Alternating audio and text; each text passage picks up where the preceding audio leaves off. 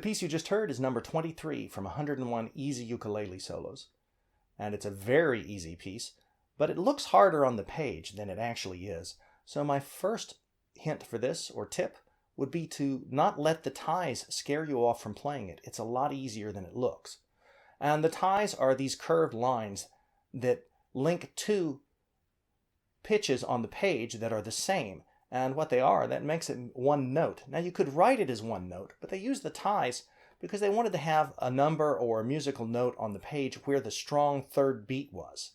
Now the problem with this in this piece is a lot of times there is no strum on the strong third beat. You've just got a note you hit already going right through that.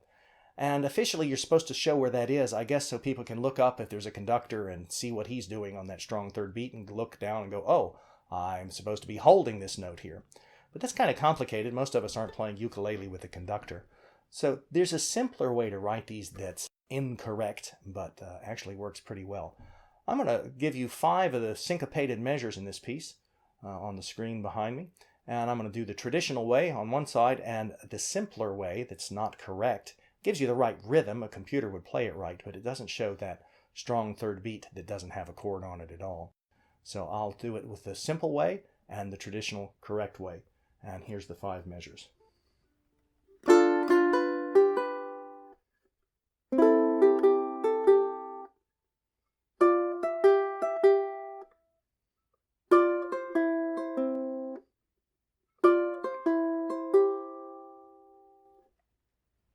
And those are the 5 measures. Just so we don't go crazy, let's get back in the key of C so we have a resolution. And there we go. And that's tip number 1. Don't let the ties scare you from playing this piece. It's really a pretty easy piece. Tip number 2 is aimed at my fellow ukulele teachers. And I don't know if you've had this problem, but I've had it quite a bit. And the problem is when I have a piece with a G7 chord in it, particularly from tablature, a lot of my students will do this. They'll play the G7 chord backwards. In other words, what they'll do is they'll put the second finger down on the first string, and then the first finger down on the second string. And I think they're doing this in order from the tablature. And after that start, they go, there's only one finger left. I'll use my third finger up here, and gee, this chord is hard. It's awfully hard if you do it that way, I think. And what happens is when they do it that way in a piece, whenever they come to a G7 chord, they come to a crashing halt. Oh, this is too hard. So, summer song, you kind of have to do the G7 chord a little better fingering. You put these 2 fingers down, strum the first chord, and then the G7 chord's the second chord, and you just leave those 2 fingers down as you should and add the ring finger, and you've got the next chord. And that teaches it pretty well. I've had people play this before I give them their first songs with a G7 chord in it that's approached a different way.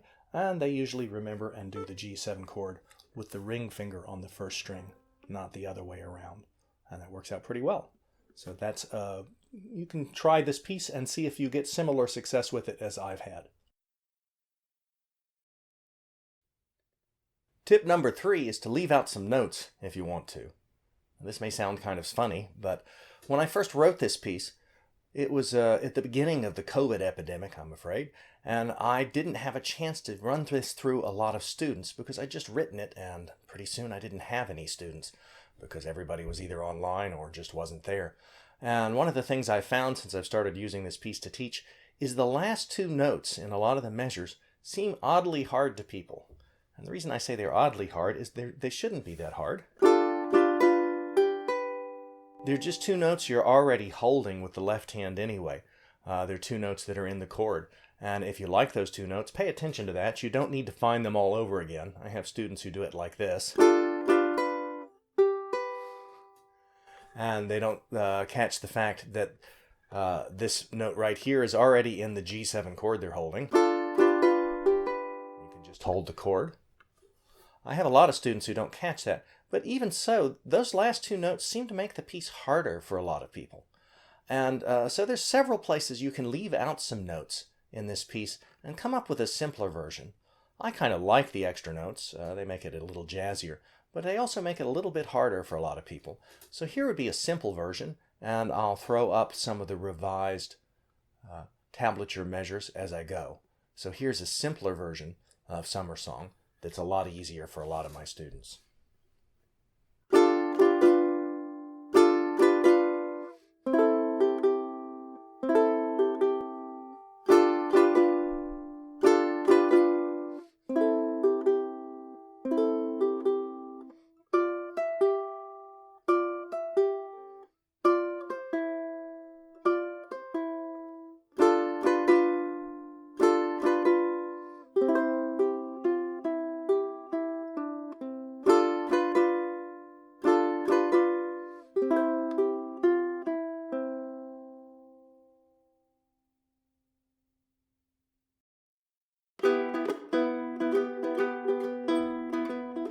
Hi, this is Bill Hearn again.